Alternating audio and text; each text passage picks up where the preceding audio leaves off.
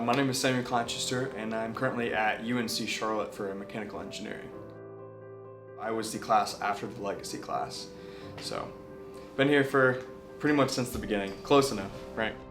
My sophomore year, I had a physical science class, and we had a project where we had to design something sports related that would help like injuries. One of my favorite sports, or is my favorite sport, is Formula One, and I've always been so in love with racing and the technology that goes into it.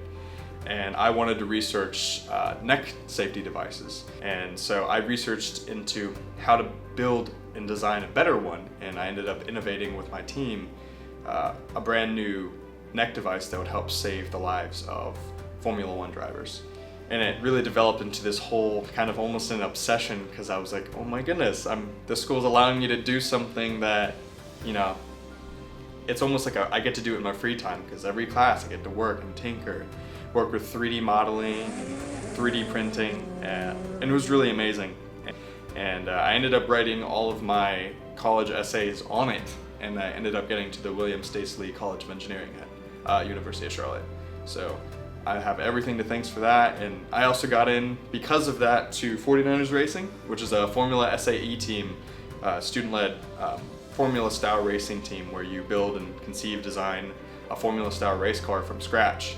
And so I have a lot to thank for that one little project that I spent a semester on, and I still look back to it as this day, trying to tinker with it, because of it, now I'm in the place where I can actually make it. NEAAT has developed a culture called the NEAAAT Way. And students tend to gravitate to doing things in the NEAAT way.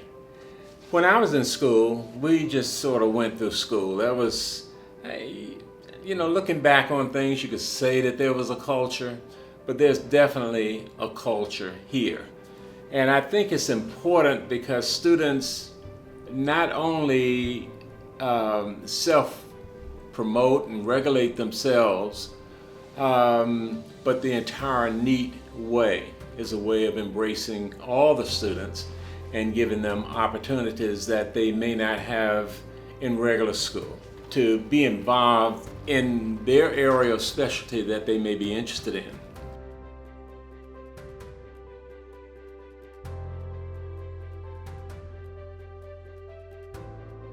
This is a crop duster. We call them an air tractor.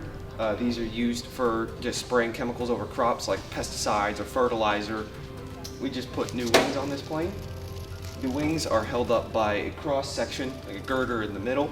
And when I got here, the wings were already on the plane. I was just helping, putting in bolts that help support the wing, handing tools and things, just kind of seeing how everything works. I mean, honestly, I feel lucky, very, very lucky, because there's not many opportunities like this around here. Not many other schools offer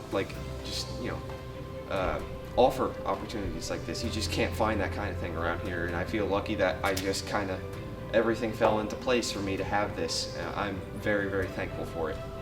My name's Benjamin Mayer. I'm a junior.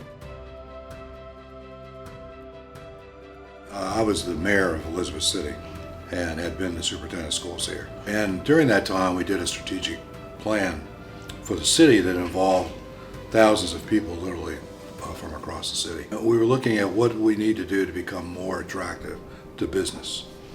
And the number one thing that everyone agreed upon was that we needed to improve K-12 education. That was the big holdup, and that was why a lot of people, doctors wouldn't move here and businesses weren't going to move here. It's one of the reasons that we started this school in Elizabeth City was to bring a job force back to Elizabeth City and back to this area. You know, the hope is that the students will come back here. They will learn, they'll get excited about the aerospace industry, they'll get excited about manufacturing industry, and they'll go off to colleges and get these advanced degrees, and then they'll come back here and they'll help their community, the Northeastern North Carolina community. That's one of the purposes. So that's why aerospace was one of our, targets in the first place, was because of that industry in this area. And we've had a lot of students that have gone to college for aerospace degrees, and they've gotten their pilot's license, and they've gotten excited about the airline industry.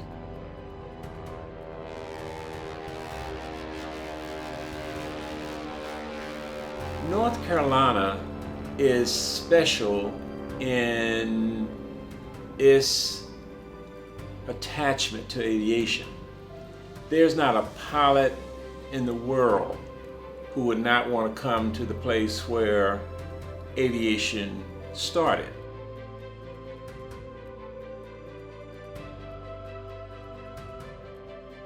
I drive by the Wright Brother Memorial every morning, and it's just like, it hits home, you know, it really does. It's a really cool thing. The layers we did, we won't even be able to tell that we connected that with this putty, right? So we're making a model, a mold. Let's keep going, keep going. And then when you're doing it, it's getting this piece here nice and smooth. So, you know how to do it. There you go.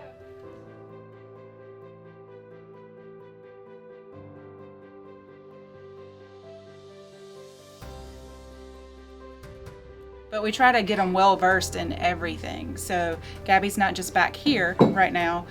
She's in the lab some helping out, and then she's in the front office some helping out up there too, because when you go to work, you might be hired for one thing, but you always have to do more than just that thing that you're hired for. It's easy to sit in a classroom and to tell somebody what it's going to be like when you go get a job. It's a bigger difference when you actually go get the job. We're finding as employers that kids are getting out of school and they come apply and then they have no work ethic, or you tell them to do something, they want to stay on their phone. You can talk it all you want to until you actually walk the line. It's a different world. We also focused on the healthcare industry because we have a large hospital here that's a regional hospital connected with the hospitals up in Virginia, and so there's going to be a huge opportunity there for graduates. And we've also focused on technology because that's going to be growing everywhere. If these students are motivated and they want to go into a specific field, there's a pipeline at the school for them to do it.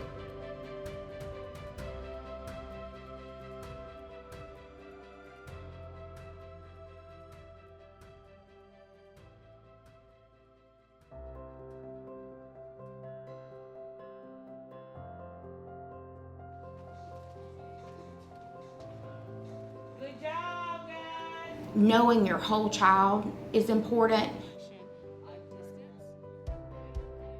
Students walking away with skill sets and tool sets and mindsets. Like, I haven't ever worked in a school where we focus on the mindset and the tool set. It's been very just like academic skills focused. So that's a big standout, that we're having those conversations about these are important aspects of learning and working. We want our kids to be able to talk about themselves and say more than I failed chemistry or I am really good at math. I think we want them to be able to say, you know, I know my math skills for 6th grade, I'm ready to move on to 7th grade. I need to work on my teaming skills and I need to work on communication, sending emails, being able to write effectively to reach others. I think we want them to be able to talk about themselves as a learner. I do really well with the graphs and focusing on that part, but I'm still trying to grasp that concept of like what he said was the progressing about the 2-digit numbers. Being able to separate the mindset, skill sets, and tool sets will give a student so much more advantage whether they choose to go into the military, whether they choose to go to a college, or they choose to go into work, with where their strengths and weaknesses are and what they'll need to do to adapt to make themselves successful by their own measure. He sent me a text message 2 Fridays ago and he said, I'm so glad we went to NEAAT because the entire engineering program at University of Charlotte was forcing them into learning how to do professional portfolios. And he and another student who had been here at NEAAT, who are in the engineering program, they just breezed right through the portfolios where everyone else was just really struggling because NEAAT has prepared them already for the portfolios. And the rest of the group was like, how did you do this? Like, wait, how did it's like, oh, we've been doing this since 8th grade.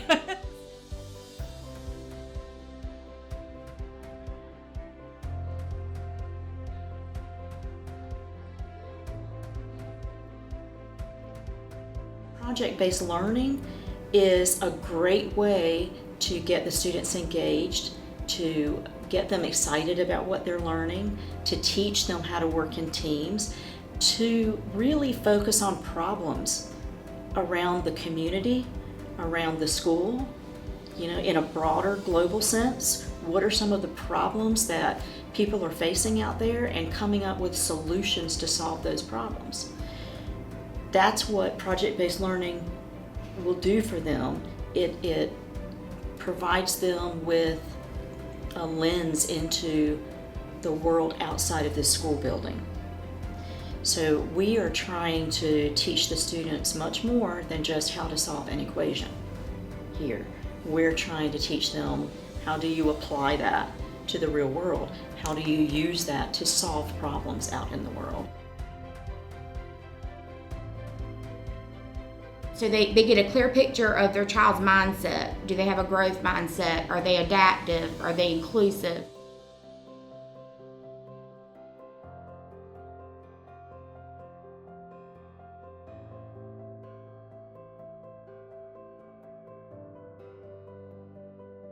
If you have a growth mindset, like say you get a 2 of progressing on a project, and you know you can do much better, and you have the growth mindset saying, I can do it, I can do better than this, then you put a lot more effort than the first time. One child, the younger one, has more difficulty with organizing his life and prioritizing assignments, and I've seen this growth in him because NEAAT sets high expectations, but for the younger students, they provide some scaffolding. They coach you how to acquire these mindsets. It's almost scary how mature both of my children have become just by walking these halls. We can also tell you, does your child have grit? Which, research studies show that grit's a better indicator than IQ at being successful, is not giving up.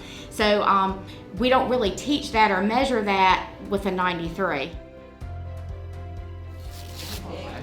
We're gonna slowly just start see, imagine what's gonna happen when we add that to that. Come, get in here and do it. Paint it over there. We were working on World War II planes, so we were assigned to build plane models. And the plane model that me and my group chose was the DC-1. It was a long process, but we finally are coming up to our due date, which is Monday. I'd say it was kind of struggling for me because I'm not really a builder, I would say. I like to more like paint and draw. I wouldn't like to build with cardboard because it's really messy. But when building it, I really had to figure out, okay, how do I want to make this funnel? How do I make the body, the wing? How do I want to make the tail of the plane? So there was a lot of things that were going through my mind when I wanted to build the plane. But in the very end, it did turn out well. And he is going to pick a couple of our groups to have the planes hang up in the office. So that would be pretty cool. And I was really interested in sound design at the time, so I built a speaker. And because of NEAAT, they aren't the ones to shut you down when you have a personal interest. They will be like, well, how can you relate this to any of your classes? So I was able to relate something that I wouldn't have learned in school, but I'm so passionate about it, I was able to relate it to mathematics and do work in my math class for this project, and my teachers could help me out. And we were talking a lot about volume and how that could affect a speaker, and so that really pushed me to do that project. And so that's really cool, is when you come to NEAAT and you have a passion, you can always incorporate it.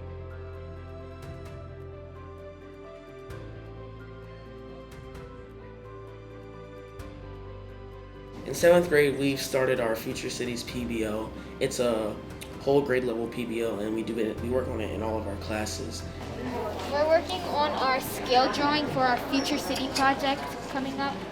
Okay, so it's basically what is going to happen in the future. So It's like reduce, reuse, recycle. We're going to try to build a city that is really clean, has no pollution and stuff in it. So in math, this is why we're doing the scale and matching it with the measurements. In reading, we're writing our essays for the paragraph. I think it's brilliant. Because we can do anything English-wise, pull in anything English-wise with anything history-wise. You're reading, you're learning, you're comprehending, you're writing. Everything that you still need to do for English, you can do with a historic background to it as well. And then they get a really good look at their tool sets. Can they use the real world of work tools and apply it to what they've learned? This school runs based off the word teamwork. The biggest word in this school is probably teamwork. And I think employers are more and more interested in employing people who are comfortable working in teams. They learn each other's strengths, so one might have brilliant ideas, but necessarily can't get it out onto the paper, and then there's another one who can type like a machine. So as they're speaking, the other one's typing it in and their story just materializes. It's pretty fabulous. So they learn their strengths and their weaknesses, and they know how to work with the other students. One of the things that NEAAT is really big on too is, students not only learning, but students being able to share their learning with others. So one of the things that took place about 5 weeks ago was a exhibition of their learning from their internships. So we had about 15 students that had developed either videos or some kind of a presentation and invited people in to see their presentations. Public speaking, without a doubt. It's one of the more important things to learn. And especially when you're at NEAAT, you will learn it, and as much as you might despise it when you're doing it, you're going to love it later on. The ability to public speak is so important when it comes to interviews, jobs, going to a college and getting interviewed by the staff, even my race team. And so we're going to be able to give you a clear picture of your child, I think, better than a number. Your kid's more than a number, is what I would want to say. If you come to NEAAT, you're set for success. Don't lollygag, take it seriously, and you can essentially get anything and accomplish anything you'd like. To look at what NEAAT is doing now and what it will do in the future, how it's affecting the students, how it's affecting the community at large. I'm just so proud to be a part of NEAAT.